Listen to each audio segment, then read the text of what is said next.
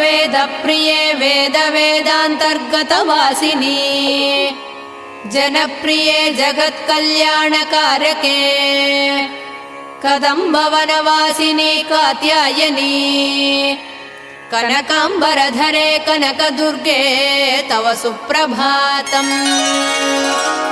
कल्पवृक्षे महाकल्पादिकालनिर्णये मातः मधुसूदनादि महादेव विनुते मन्दाकिनी सलिलसेवितपदे मन्दस्मिते कनकाम्बरधरे कनकदुर्गे तव सुप्रभातम्।